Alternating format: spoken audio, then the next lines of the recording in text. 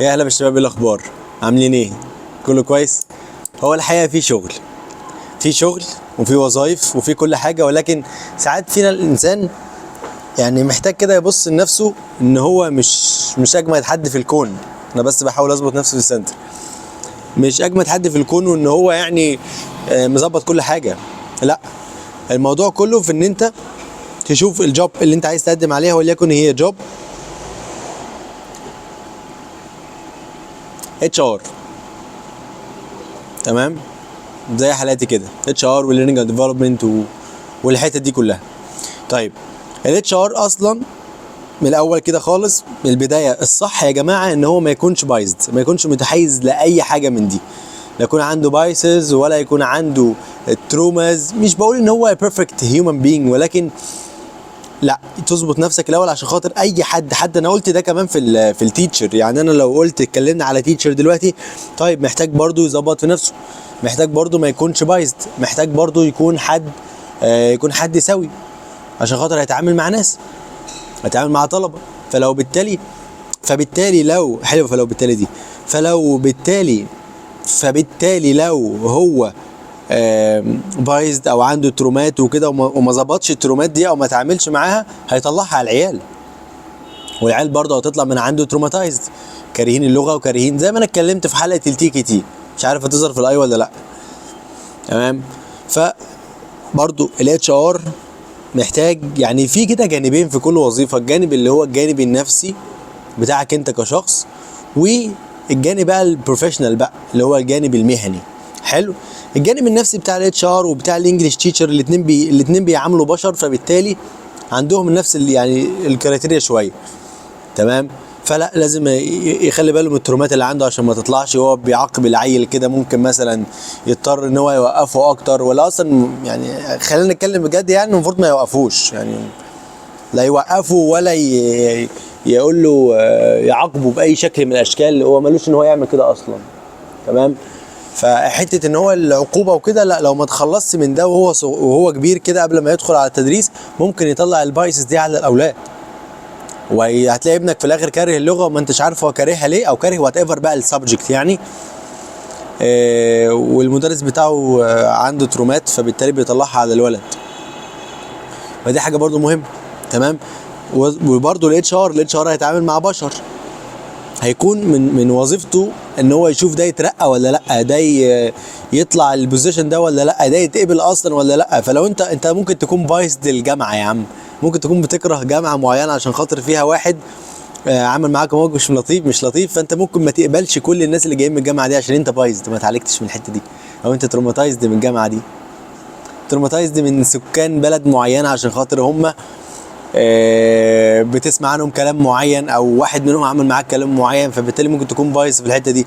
فدي بالجانب الانساني لازم تظبط نفسك. حلو. نيجي بقى للجانب التاني بقى اللي هو المهم بقى، الجانب المهم اللي هو الجانب المهني. طيب، انا دلوقتي رايح اقدم، كنا حتى لسه النهارده كنا بنتكلم عن الجوب سبيسيفيكيشنز والجوب بقى الحاجات اللي تكون مطلوبه في كل جوب. طيب دلوقتي انا بتكلم على اتش ار. تمام. الاتش ار محتاج يكون عنده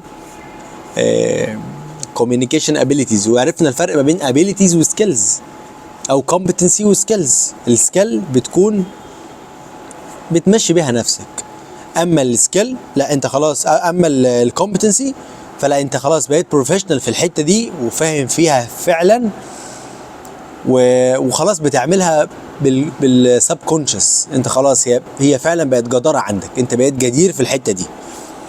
اما السكيل زي ما انا قلت تعرف تمشي بيها نفسك وخلاص.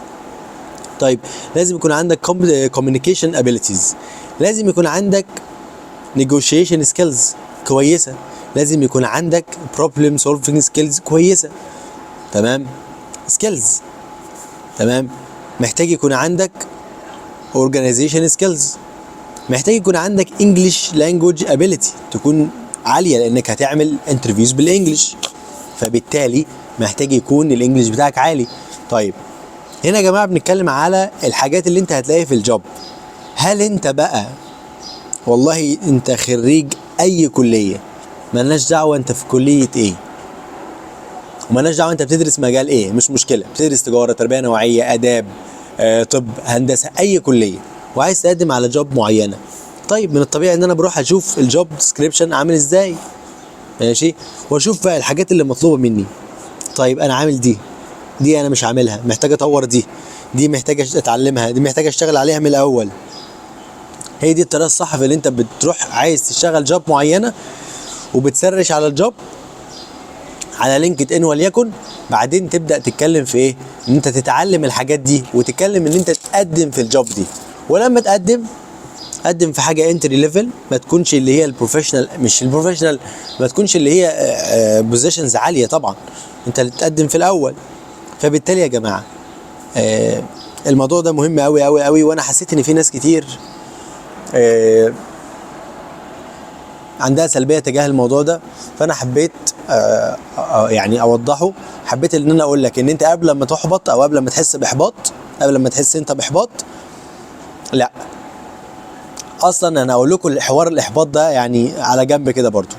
خلينا نتكلم دلوقتي في الحته اللي انا بتكلم فيها، وبعدين هنقل على الاحباط وانقل على الحاجه اللي بعدها. تمام. فاحنا دلوقتي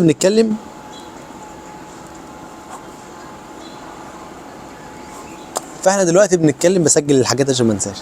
فاحنا دلوقتي بنتكلم على ان انت هل فيك الحاجات دي ولا لا. هل انت قبل ما تقدم على الجوب انت شايف البوزيشن اللي انت عايزه، وشفت الجوب ديسكريبشن، هل انا تمام مع الحاجات دي ولا لا. بتبدا تشوف الحاجات دي مع نفسك، وبعدين بتبدا تقدم في الجوب. تمام. في حاجه تانية بقى مهمه جدا. الاحباط ده يا جماعه اصلا بيجي لك عشان انت بتكون حاطط هاي اكسبكتيشنز.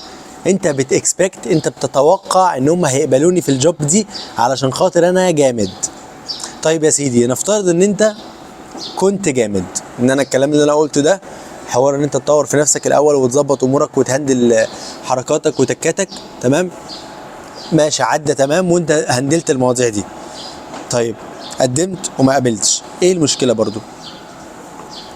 هو انت متوقع انك هتتقبل من اول مره؟ هو انت متوقع انك تنجح من اول محاوله؟ ده مش موجود. ما كانش موجود، ومش هيبقى موجود، وهو مش موجود يعني. past present future، هو ده مش هيحصل.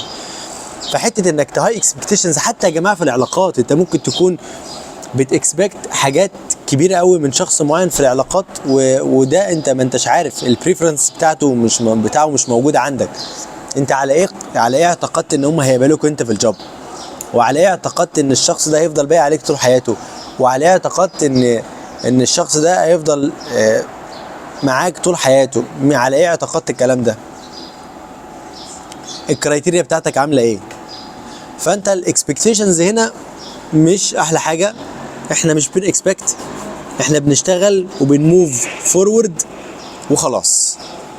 مش بتكسبكت انك هتتقبل في حاجه معينه، او مش بتكسبكت ان انت هتكون موجود في حاجه معينه. ده ما تعملوش عشان خاطر انت هتتعب لو ده ما حصلش.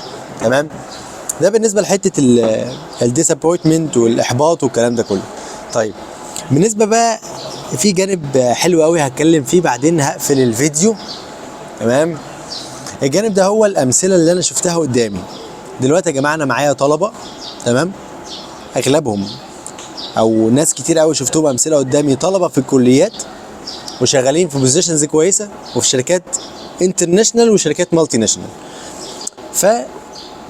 بس هم بيدرسوا معايا، وتشيز ان هم معايا في نفس السيرتيفيكت ومعايا في نفس الكورس، بيعملوا هاي ديفلوبمنت او هاي تريننج، خلينا نقول هاي ديفلوبمنت بلان، عندهم هاي ديفلوبمنت بلان.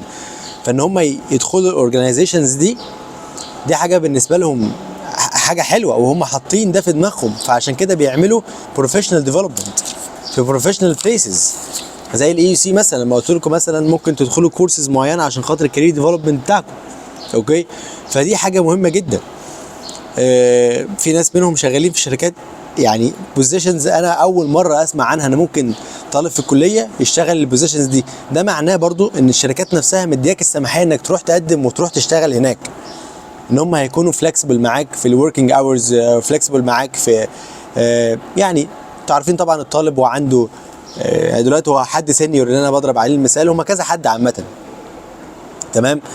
عندهم فلكسبيليتي في حاجات كتير قوي، ده يسمح لهم ان انت محتاج تروح تقدم، روح قدم، مش هتخسر حاجه، حتى لو اترفضت مش مشكله، قدم في الشركه اللي بعدها. فالشركات بيكون عندها افيلابيلتي ان انت تقدم فيها. ولكن في بعض الناس بيقولوا ان انا الشركه مش هتقبلني، او انا مش هكون كومبتنت كفايه، او انا مش هكون مش هقبل في ليه حته النيجاتيفيتي ان انت تمنعك انك تاخد ديسيجن معين، ده مش احسن حاجه. فانت محتاج تظبط ده الاول. اول حاجه اتكلمنا عليها انك انت تظبط نفسك انت الاول، ما تكونش انت بايزد، ما تكونش انت عندك تروماتايزد من حد معين، من بلد معينه. لو انت اتش ار وتروماتايزد من بلد معينه، انت ممكن ما تقبلش الناس اللي جايه من البلد دي، طبيعي. تروماتايزد من اكسبيرينس مريت بيها، فده انت محتاج تظبطه الاول مع نفسك، بعدين تفكر تشتغل. ده بالنسبه للناس اللي هتشتغل اللي فيها في الوظائف اللي هيكون فيها هيومن انتراكشن، مدرس، اتش ار، طبيب، اي حاجه فيها هيومن انتراكشن. تمام. تاني حاجه ظبطت نفسك وبقيت تمام. طيب الكواليفيكيشنز بقى بتاعت الجوبز، ان انت دخلت شفت الجوبز ديسكريبشن بتاعها وعايز تقدم فيها. طيب الاتش ار والله احنا عايزين مؤهل معين، اوكي. عايزين دبلومه معينه، اوكي. عايزين ابيليتيز معينه وعايزين سكيلز معينه، هي موجوده فيك مش موجوده فيا، خلاص ابدا اتعلمها وابدا اظبط، ابدا اعمل ديفلوبمنت بلان ليا. اخش انجلش كورسز، اخش كورسز تانية مثلا اكسل لو انت داخل اتش ار، تيشر محتاج تاخد تيتشنج سيرتيفيكتس او تاخد تيتشنج تريننج، كل الحاجات دي محتاجين نظبطها. طيب خلصت الكلام ده كله، قدم في الشركات وما تقولش هم مش هيقبلوني. بلاش تتبنى حته النيجاتيف مايند سيت. احنا بنموف فورورد بعد ما عملت كل ده. لا انت اكيد هيكون عندك نيجاتيف ثينكينج، يعني ما تعملش كل ده وفي الاخر تقول لا ده هم مش هيقبلوني. لا انا عايزهم هم ما يقبلوكش فعلا، يعني انا عايزك تقدم وتقول فعلا هم ما يقبلونيش وهتعمل حاجه تانية بعدين. فبلاش تتبنى حته ان مفيش شغل. لا في شغل وفي شغل كتير جدا كمان. يعني انا من الامثله اللي انا شفتها في طلبه كتير 90% من الطلبه اللي هم دارسين معايا في الكورسز كانوا شغالين وهم طلبه، بس جس وات عندهم كل الكومبتنسيز وعندهم المهارات والجدارات اللي تشغلهم في الجوب وهم طلبه او هم طلبه. طب ما انا بشوف كتير جوبس بتطلب طلبه اندر جرادز عادي خالص، مفيش مشكله، بس يكون قادر يشتغل، يكون قادر يبرفورم في الجوب، مش ما يكونش قادر يعمل الجوب. فعشان كده بنقول ان هي فروقات شخصيه، ما تحكمش ان مفيش وظايف، هتقول لا في وظايف، ولكن انت اللي ممكن تكون محتاج ان انت تظبط الحته دي فيك شويه. معلش احنا كلنا عندنا حاجات محتاجه تتطور، طورها مش هيحصل حاجه. حوش وخد سيرتيفيكت معينه مش هيحصل حاجه. قلت لك قبل كده ان انت تروق على زي ما بتروق على نفسك بخروجه او بسفريه او بحاجه، ممكن تروق على نفسك بكورس ليفل انجلش هنا في الاي يو سي مثلا. ليفل انجلش في one of the prestigious places here in Egypt that provides an international or professional learning experience. روحوا يا شباب، روحوا وتعلموا واصرفوا فلوس في التعليم. التعليم هو الاستثمار يعني يعتبر الاستثمار الاكبر او الفيلد الاكبر اللي انت هتستثمر فيه بجنيه هيرجع عليك، مش عايز اقول لك 600 700 1000% من اللي انت هتتعلمه، من اللي انت هتصرفه. فما تخافوش يا جماعه تصرفوا في التعليم، وما تخافوش تصرفوا على تعليمكم. انت ممكن ما يكونش معاك فلوس قوي انك تصرف، مش مشكله، ما تصرفش دلوقتي، ده مش وقت صرف. لو انت طالب او لو انت لسه حد فريش جراد، ده مش وقت صرف. انت وقت ان انت تعمل ديفلوبمنت لنفسك، وقت ان انت تشوف هل انت محتاج كورسز معينه، محتاج تتعلم انجلش، محتاج تتعلم لغه تانية، محتاج تتعلم لغه تانية غير الانجليش متارجت انت حاجه معينه. اقعدوا يا جماعه مع نفسكم وهاتوا نوته زي دي كده واكتبوا انتوا عايزين تعملوا ايه. اكتبوا انتوا عايزين تعملوا 1 2 3 4. ما دام كتبتها على ورق، على فكره في فرصه كبيره قوي انها تتحقق، ان انت تديها خلاص. انت كده بتدي اوردر للسب كونشس مايند، هيبدا يشتغل لك عليها.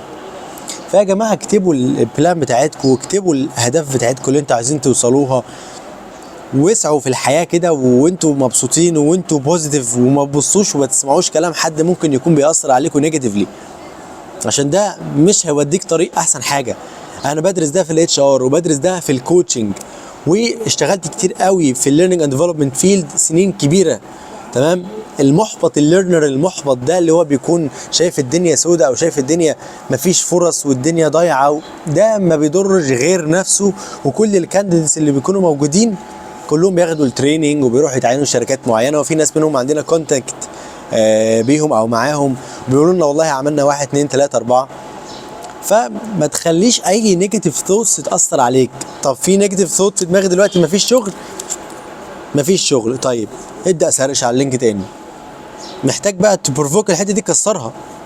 انت محتاج يا اما تثبت انها موجوده، ولو ثبتت انها موجوده تشتغل انت على نفسك، ان انت تشتغل على نفسك وخلاص وتشوف جوبس مناسبه ليك لما تبدا تشتغل على نفسك. تمام. ومحتاج تبص عليه، هل الكلام ده اللي بمخك بيقولوا لك ده صح ولا غلط؟ عشان احيان كبير قوي احنا بنقعد نقول لنفسنا كلام والكلام ده غلط، وبنكتشف في الاخر ان احنا عندنا بيليفز وعندنا فاليوز غلط وماشيين وراها للاسف من غير ما نفكر فيها. اخدناها من بابا، من ماما، من الاسره، من البيئه، من المجتمع. حد قالها، صاحبي قالها، انت مفكر ان هو اكسبرت مثلا فاخدت الكلام بتاعه ما فكرتش فيه. يا جماعه دي دعوه انك تفكر في كل كلمه انت بتسمعها عشان خاطر هي لها تاثير عليك دلوقتي او بعدين. مبسوط ان احنا مع بعض في فلوج. ولو انت معانا اول مره في عباية ايدي كوتشنج، عباية ايدي كوتشنج هي تشانل كلها بتدور حوالين الطلبه، حوالين الفريش جرادز، وحوالين الناس يعني هنشتغل ايه وهندرس في مجال ايه وهنتعلم ايه والكورسات اللي هناخدها ايه وهناخدها فين. كل الكلام ده كله موجود في عباية ايدي كوتشنج. ده بلس ان احنا بنعمل كوتشنج فيديوز للناس تتفرج عليها علشان خاطر يعرفوا يحددوا ايه الفاليوز بتاعتهم، ايه هي البيليفز بتاعتهم. كل الكلام ده كله احنا بنعمله في عباية ايدي كوتشنج. بناخد سيرتيفيكتس ونقول لكم عملنا ايه في السيرتيفيكتس.